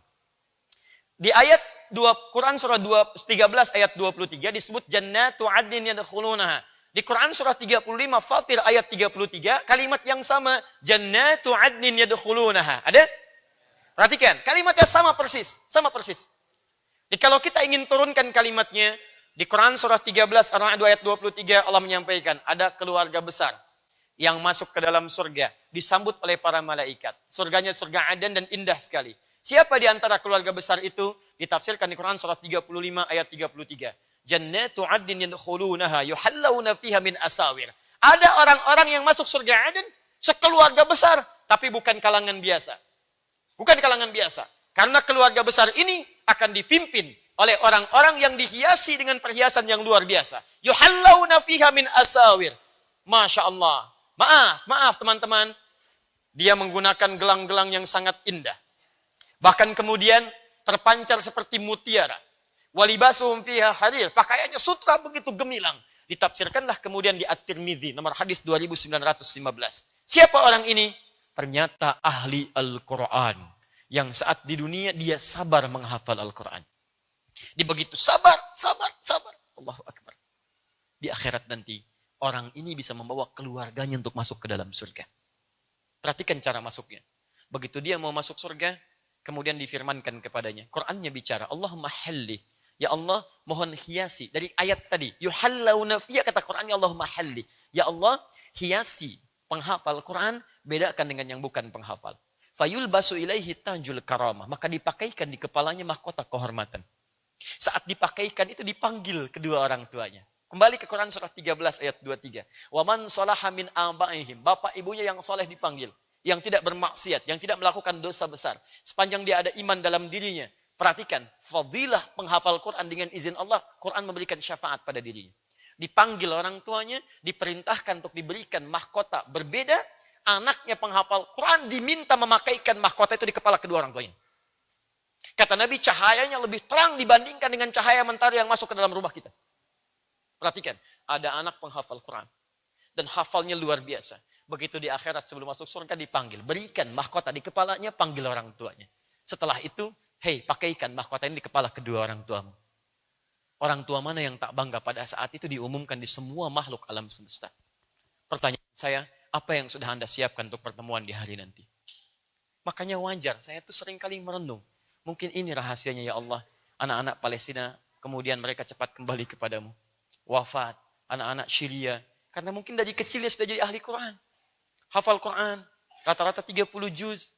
Yang sedikit 15 juz, 12 juz. Mungkin Allah sayang dengan mereka, cepat pulang kamu. Sesuai dengan ajalnya. Ini di alam kubur lebih enak. Di akhirat lebih bagus. Kan saya sering katakan pada Anda, canda anak kecil para penghafal Quran. Di Palestina sekitarannya, itu kalau sudah 30 juz, dia candai temannya. Nanti kalau saya sudah di atas, kamu di bawah saya dadahin ya. Anda ada di mana? Duhai teman-teman yang banyak mengejar dunia. Tidak salah. Tapi pernahkah dunia itu Anda gunakan untuk meraih kemuliaan akhirat Anda? Ini poinnya. Dan Allah sudah tawarkan. Saya katakan bukan cerita. Tapi tawaran Anda supaya masuk di dalamnya. Dan ketika diberikan mahkota itu, kata Qurannya Allahumma zid. Ya Allah tambahkan pada penghafal, bedakan dengan yang bukan penghafal. Bedakan dengan fasilitator. Fayul basu ilai libasal karamah. Maka dipakaikan di badannya, tubuhnya, pakaian kehormatan. Bahasa Qurannya, walibasuhum fiha harir. Dia menggunakan baju sutra yang sangat indah. Jubahnya jubah kehormatan, pakaiannya pakaian kehormatan. Lalu difirmankan oleh Allah. Waqar. Ayo baca, ayo naik ke surga yang paling tinggi. Fa inna akhiru qira'atika akhiru manzinatika. Akhir bacaan Quranmu yang biasa engkau bacakan di dunia, itulah tempat tinggalmu. Jadi begitu dia baca, naik. Semakin naik, beda levelnya. Semakin naik, bertampak keindahannya. Dia ada level naik. Dan bacaannya pun tartil. Karena ketika dilihat indah. Gak mau lepas dari situ. Cuman ketika dia baca, dari awal ya, gak bisa dibalik. Ya Allah dari Anas bisa nggak? Gak bisa. Dari awal. Dia begitu naik. Akhir bacaan begitu berakhir, disitulah tempat tinggal yang tertinggi. Dan hebatnya, dia gandeng bapak ibunya. Kalau dia suami, gandeng istrinya. Kalau dia istri, gandeng suaminya. Dan dia gandeng keturunan-keturunannya. Sekarang pertanyaannya, ada tawaran dari Allah untuk memasukkan Anda satu keluarga besar ke situ. Hadiahnya besar. Kalau hadiahnya cuma power bank, barangkali nggak terlalu sabar Anda. Tapi ini surga, chestnya mesti kuat. Karena itu jangan salah ketika Allah tawarkan kita untuk menghafal. Anda mesti sabar di dalamnya. Karena ujian penghafal Quran lebih banyak dibanding yang lain. Ada ujian kita pesimis, ada tiba-tiba malas, ada tiba-tiba nggak ada waktu. Ingat baik-baik. Ketika Anda menghadapi tantangan seperti itu, bayangkan ayat-ayat surganya. Begitu menghafal, Al-Baqarah 282, panjang. Baru dilihat udah panjang. Ya Allah. Bismillah. Ibu saya ya Allah. Saya ingin menghafal untuk ibu saya. Untuk saya ya Allah. Saya ingin surga ya Allah. Berikan kemudahan. Bismillah. Sabar. Bismillah. Sabar. Sabar. Kuatkan jiwa. Panjang ya Allah. Bisa. Tapi Anda lebih kuat. Paham ya? Jadi ketika Anda merasakan hal-hal demikian, kembalikan pada suasana tadi. Sabar. Apa itu sabar? Sabar itu bukan menerima apa adanya. Sabar itu menerima ketentuan Allah dengan berikhtiar maksimal menyelesaikannya. Menerima ketentuan Allah. Saya ulang. Menerima ketentuan Allah dengan berikhtiar maksimal menyelesaikannya. Jadi begitu Anda misalnya, maaf, ada teman Anda menghafal 10 ayat dalam 2 menit. Anda sudah 2 jam, gak hafal-hafal. Sabar, terima dulu. Oh, mungkin Allah ingin berikan yang terbaik bagi saya. Ingat pertemuan yang lalu. Mungkin Allah ingin berikan pahalanya lebih dari saya. Supaya melancarkan lisan saya. Bismillah. Dan Anda jangan diam. Selesaikan masalah itu. Kenapa saya tidak bisa cepat? Bismillah. Saya cek lagi. Apa ada yang keliru nggak dari makanan saya? Ada yang keliru nggak dari niat saya? Bismillah. Perbaiki lagi. Ketika Anda sudah bisa mengatasi itu, kadang-kadang Allah uji Anda di 1 halaman 2 hari. Tapi nanti Anda bisa dapatkan 10 halaman cuma dalam 30 menit. Bisa terjadi. Silahkan kalau nggak percaya. Anda mulai menghafal ya, nanti Anda temukan sulit-sulit di awal tuh. Ada 1 halaman, 10 hari nggak selesai-selesai. Tapi nanti Anda akan lihat, begitu Anda sabar melewati itu, Anda akan dapatkan hal yang luar biasa. Tiba-tiba bisa terjadi 100 halaman 10 menit. Masya Allah. Jangan ketawa dulu, cobain. Kalau Anda nggak percaya silahkan, bedakan rasanya, rasakan bedanya, dan pasti terasa bedanya. Akan lain. Cek kalau nggak percaya. Allahu Akbar. Sabar. Jelas ya? Jadi inilah esensinya sabar ketika kita menghafal Al-Quran. Teman-teman sekalian, ketika Anda menghafal, ingat, ada kesulitan, sabar atasi itu. Terima dulu, jangan mengeluh. Jangan ada keluar kata-kata yang membuat kita berlepas diri dari itu. Kok susah ya? Kok panjang ya? Kok nggak seperti yang disampaikan Ustadz ya? Katanya cepat, tapi kok cepat lupa, kan? Katanya cepat, tapi kok cepat sulit untuk mendapatinya. Itulah macam-macam. Itu buang jauh-jauh. Bismillah, sabar, sabar, surga ya Allah. Ya Allah, bapak saya ya Allah, anak saya ya Allah, ibu saya ya Allah. Hadirkan itu. Tapi ini bukan paksaan. Karena turunlah kemudian Quran surah 52 ayat 21. At-Tur. Paling kiri sebelah atas. Perhatikan tawaran Quran ini. Indah tanpa memaksa. Tapi menyentuh ke dalam hati. Ingat, sesuatu yang menyentuh ke dalam hati, maka Anda dapatkan sepenuhnya. Sentuhlah dia tepat di hatimu, maka engkau bisa miliki dia selamanya. Jadi lihat, ada bahasa Quran menyentuh ke dalam hati kita, maka Allah menyentuh kedalaman diri kita untuk bisa meraihnya. Perhatikan baik-baik. Walladzina amanu. Dan para orang tua yang beriman itu sudah pasti beramal saleh. Wattaba'athum dzurriyyatuhum biimanin. Lalu dia menyiapkan anak cucunya untuk mengikuti amalannya dengan imannya. Lihat, alhaqna bihim dzurriyyatahum. Ini ayat umum. Kami akan mulhaqkan. Mulhaq itu berdempetan begini, berdampingan. Kami akan sandingkan mereka berdampingan, dempet. Jadi kalau tadi kan surganya aja. Sekarang bagaimana cara masuk surganya? Kata Quran di ayat lain, nempel begini. Anda pernah lihat footnote kalau baca buku? Footnote kan nempel di bawah kan dengan isinya. Nah, ini mulhaq namanya. Kalau jalan berbarengan nempel gini, mulhaq. Ada orang masuk surga, keluarga besar, mulhaq, nempel begini. Masya Allah, bergandengan nempel. Suami, istri, bapak, ibu, yang lain nonton. Assalamualaikum. Masuk. Dan apakah Anda termasuk di dalamnya? Mulhaq. Alhaqna bihim dzurriyyatahum. Tapi tidak sampai sini. Tawarannya, wa ma alatsnahum min amalihim min syai'. Kata Allah, kami enggak akan sia-siakan. Kalau ada di antara ibu dan anak atau keluarga itu ingin memulai amalan itu. Kalau dalam konteks menghafal Quran, misal orang tuanya menyekolahkan anaknya ke tempat hafalan Quran, maka setiap anak belajar mengantarkan pahala untuk orang tuanya, dicatat itu.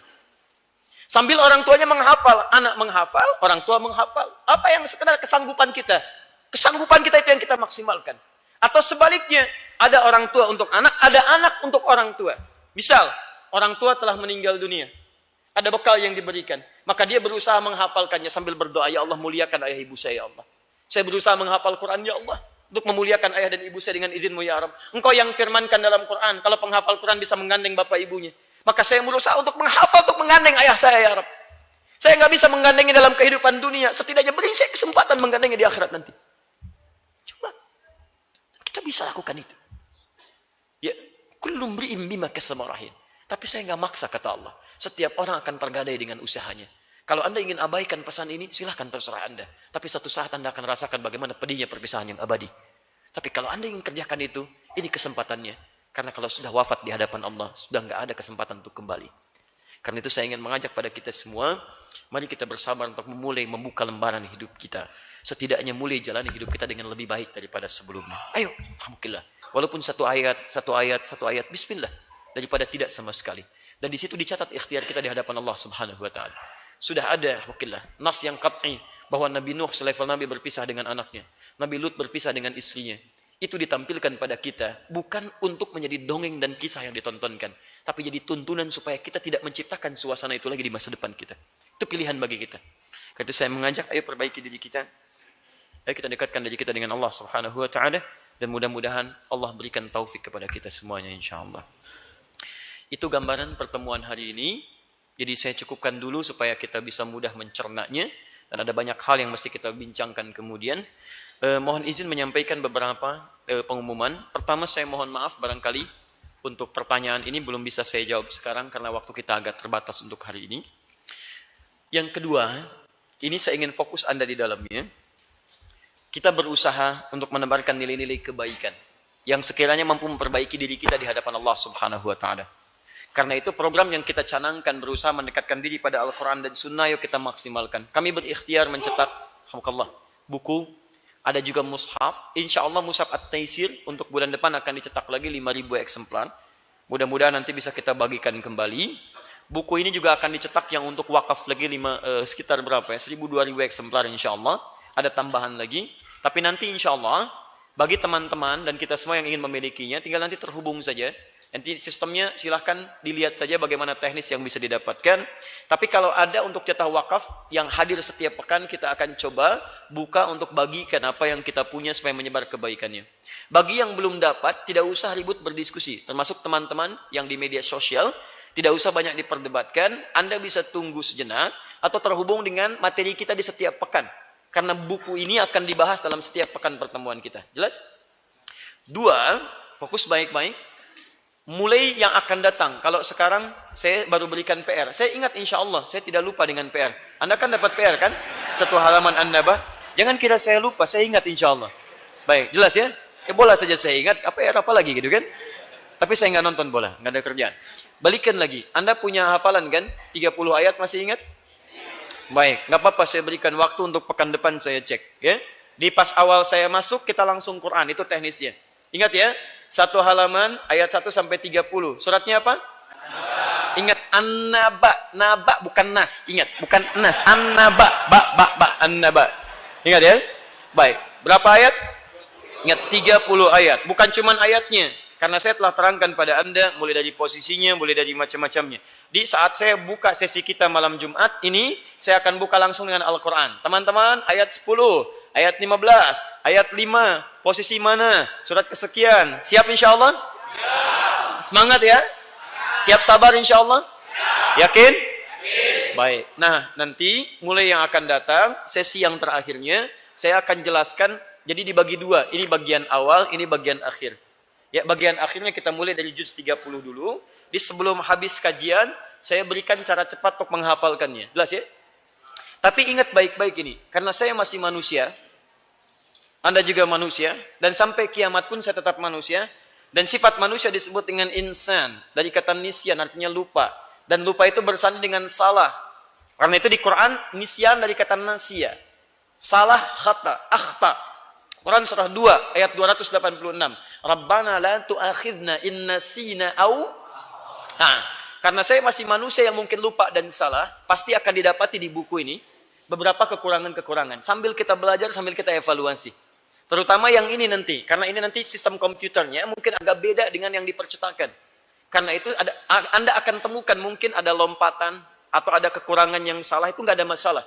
Maksud saya nggak ada masalah, kita cantumkan, kita sama-sama perbaiki. Dan bukan aib kita menyadari kesalahan. Jelas ya? Misal, ini ada tertulis An-Naba, di atasnya Al-Mursalat. Mungkin nanti ada copy paste di situ yang kemudian lompat dan keliru. Dan kalau keliru, akui keliru. Dan tidak usah mengumbar aib kemudian di situ untuk menutup itu semua. Tidak. Saya pun dalam taklim begitu, pasti ada kelirunya. Mustahil sempurna semua. Mustahil. Saya punya catatan kekeliruan-kekeliruan. Ada yang mengingatkan yang lain, saya catat. Alhamdulillah, ada sahabat-sahabat kami. Alhamdulillah kita terima dengan baik. Misal saya pernah misalnya mengimami, dan itu ayat yang biasa kita baca. Ya, qaulan karimah, saya baca qaulan ma'rufah. Dan itu qadar Allah ada dalam rekaman disampaikan. Dan saya temukan, Allahu Akbar, saya keliru. Dan di belakang tidak mengingatkan. Bisa jadi terjadi. Padahal itu ayat terus kita baca, rajin kita baca, dan kita juga sudah menghafalkannya, dan bisa keliru. Tapi kan saya tidak harus menyalahkan orang lain. Saya katakan, Imam Masjidil Haram juga keliru. Untuk apa? Bawa-bawa Imam Masjidil Haram, saya yang salah, orang lain yang disalahkan. Kita akui kita salah. Saya menyebut dalam riwayat Ibnu Katsir yang imam yang menuliskan kitab tafsir, padahal bukan maksudnya. Kita tahu qiraat, kita hafal qiraat, kita salah di situ, ada yang menarik. Saya menyebutkan misalnya Malik bin Anas, anaknya anak Anas bin Malik, sahabat besar, dia itu keliru. Dan nggak perlu banyak alasan, keliru. Unik ya, saya punya kitabnya, bahkan saya bawa. Saya tinggal di negeri Imam Malik, saya punya kitabnya yang bahasa Arab, yang bahasa Indonesia, tapi Allah masih menanamkan kekeliruan di lisan. Itu yang menarik. Kenapa? Saya pelajari, saya renungi salah satunya. Ternyata jika ada penilaian manusia terlampau berlebihan pada seorang hamba, disitulah sifat kecemburuan Allah itu turun. Maka salah satunya adalah saya tetap manusia. Dalam setiap paparan saya pasti ada kekurangan di situ. Jangan terlalu berlebihan mengkultuskan seorang Adi Hidayat. Jangan kultuskan, karena saya manusia. Proporsional saja. Jika ada yang baik, terima. Ada yang kurang, tinggalkan. Ada yang baik di ustadz lain, itu yang diambil. Dan ketika kita manhajnya seperti itu, ringan kehidupan kita. Jangan dianggap semua pasti benar yang hadir dari dalam diri saya. Ketika orang menyimpulkan ini pasti benar, maka Allah akan titipkan kesalahan untuk diketahui bahwa dia tetap manusia. Paham ya? Itu bukan aib dalam kehidupan kita. Sepanjang itu bukan pemikiran-pemikiran. Kalau salah nama kan gampang, bisa direvisi. Ini nama yang benar, apa salahnya? Tapi kalau pemikiran, itu yang tidak tepat. Dan tidak mudah bagi seorang ustadz untuk mengatakan saya keliru, tinggalkan saya. Saya ambil contoh begini. Saya keliru mengatakan Imam Malik, anaknya Anas bin Malik sahabat besar. Sekalipun saya hafal dan tahu turunan-turunan, tapi bisa keliru. Dan kita katakan, itu salah ya. Tolong jangan ambil yang ini, itu salah. Banyak orang kemudian berbicara begini-begini, dan saya melihat beberapa bagiannya. Nah sekarang, bisakah bersikap adil dalam persoalan ini? Dalam satu poin yang sangat penting. Saya keliru dalam penyebutan nama, tapi semua sepakat bahwa Imam Malik menunaikan kunut. Lalu Anda mengatakan kunut bid'ah. Bahkan bid'ahnya dengan tersesat. Dan tidak tepat kemudian bermakmum di belakang orang kunut. Anda menyoal Imam Malik dengan namanya, dan kemudian kita meralat bahwa itu salah. Sekarang saya meminta pada Anda, bisa nggak melakukan yang sama dengan apa yang saya sampaikan? Anda meralat bahwa orang yang kunut itu bukan bid'ah. Anda mengatakan tidak semua orang kunut itu salah. Anda boleh tidak kunut, tapi jangan katakan orang salah ketika dia kunut. Sebab ketika Anda menyebutkan bid'ah Imam Malik pun sebut Anda bid'ah. Anda menyebut kesalahan di penyebutan nama, tapi Anda sendiri salah dalam menyimpulkan hukum. Salah menyimpulkan hukum lebih berat dibandingkan dengan salah ketika menyebutkan satu nama. Walaupun itu bukan alasan dalam kehidupan. Paham? Disinilah teman-teman kita akan diuji dalam kehidupan. Kadang-kadang kita mudah memvonis orang lain, tapi kita sendiri tidak mudah memperbaiki diri. Itu poin besar. Tapi itu bukan alasan untuk mengatakan bahwa seorang Adi Hidayat salah.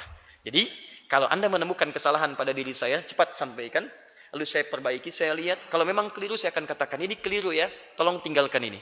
Tapi kalau benar, tidak perlu Anda publish kemana-mana. Karena itu titipan Allah yang bisa kita amalkan. Ya, jelas di sini? Itu yang terbaik. Dan saya punya sahabat-sahabat yang luar biasa. Kayak punya sahabat dari teman-teman di Salafi, Ustadz Abdullah Saleh Hanrami, itu orang baik. Ilmunya luar biasa. Ketika saya salah menyampaikan, itu beliau tulis SMS. Beliau sampaikan, Ustaz, Syekh, saya lihat video ini antum menyebut Malik anaknya Anas sahabat besar. Mohon pencerahannya. Beliau tidak mengatakan saya keliru. Mohon pencerahannya. Sedang Masya Allah, akhlaknya luar biasa. Dan bagaimana Allah menitipkan bagian-bagian itu dalam kehidupan kita. Artinya di situ, teman-teman sekalian, pesan saya. Terakhir, siapa yang paling jauh? Sudah direncanakan rupanya. Musibah buat saya. Dari mana antum?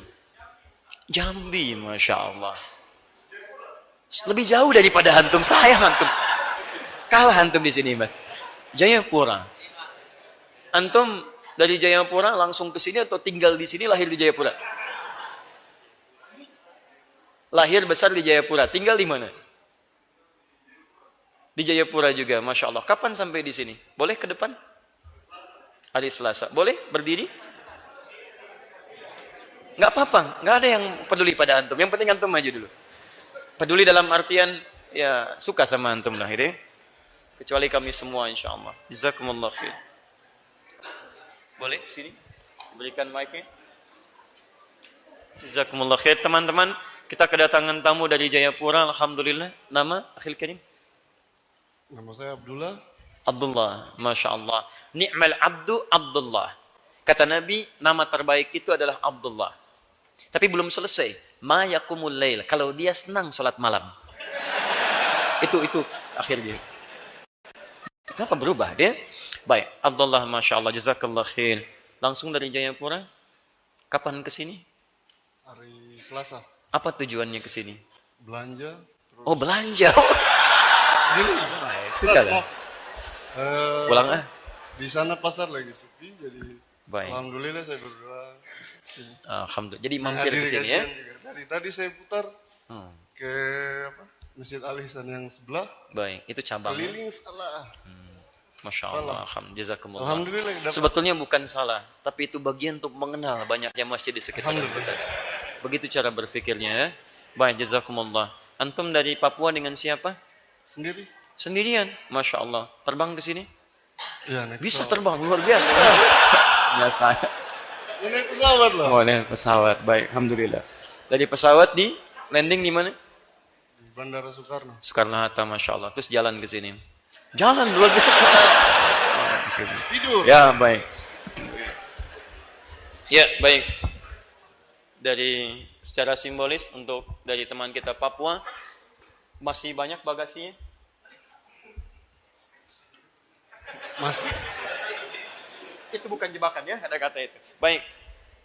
Cukup untuk bawa 10 buku? Insya Allah 20 buku? 10 lah. 10. Ini sebagai simbolis 1, dan tolong teman-teman di Kuantum Akhir tambahkan lagi 10 buku untuk dibawa ke Papua. Mudah-mudahan suatu saat kita bisa bersilaturahim di sana. Jazakumullah khair. Baik. Ada yang mau disampaikan? Alhamdulillah. Alhamdulillah. Khair insyaallah. Khair insyaallah, Masya Allah. Baik. Gara-gara Anas bin Malik berkelahi di sana. Luar biasa. Alhamdulillah. Jazakumullah khair. Baik. Dari Papua terbang ke Soekarno-Hatta dan jalan ke sini. Luar biasa. Alhamdulillah. Tolong teman-teman sebelum nanti panitia berpulang ke Papua, bukan ke ini, nanti tolong dititipkan buku untuk dibawakan oleh kawan kita sampai dengan ke Papua insyaallah. Jambi? Ada yang lebih jauh dari Jambi? Masya Allah, kalah lagi Anda.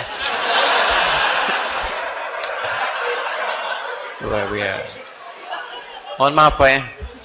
Semoga Allah mengampuni dosa-dosa kita semua. Ya. Saya belum minta berdiri Mas. Baik, 2 orang saja, Jambi dengan Riau, boleh berdiri, boleh mendekat kemari. Panitia, boleh minta 1 lagi bukunya. Ang Deni. Ya. Boleh dipegang mic-nya. Nama siapa? Adi. Ya? Adi. Adi. Ya.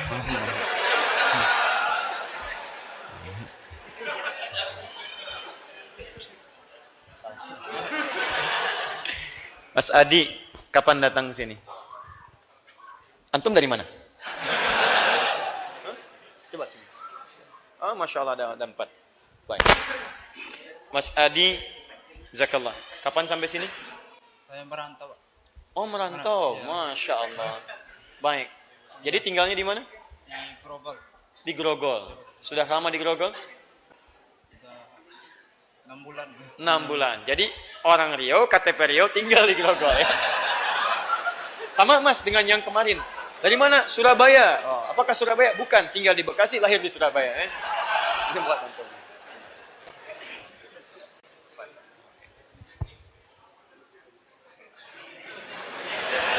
Assalamualaikum Ustaz. Ya, silakan. Sudah. Nama siapa? Nama saya Fadlan Ustaz. Fadlan, Masya Allah. Temukan kalimat Fadlan di Quran. Fadlan minallahi wa ni'mah. Ya. Fadlan minallahi wa ni'mah. Surat apa? Ayat berapa?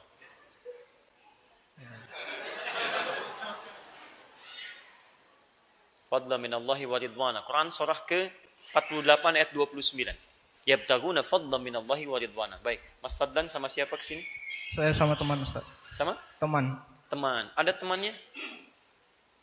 Ada namanya Erik Ustaz. Oh, baik, jazakallah. Antum langsung dari Jambi ke sini? Dari Jambi ke Jakarta hari Rabu Kapan kemarin. itu?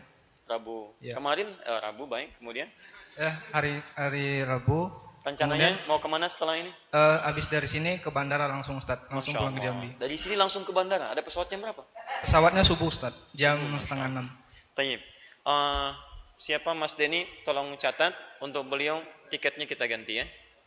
Untuk tujuan kemari, insya Allah kita ganti tiket pulang perginya. Tolong nanti namanya dicatatkan. Baik. Apa yang mau disampaikan? Alhamdulillah Ustaz. Baik, saya beri 2 pilihan. Mau buku, mau tiket.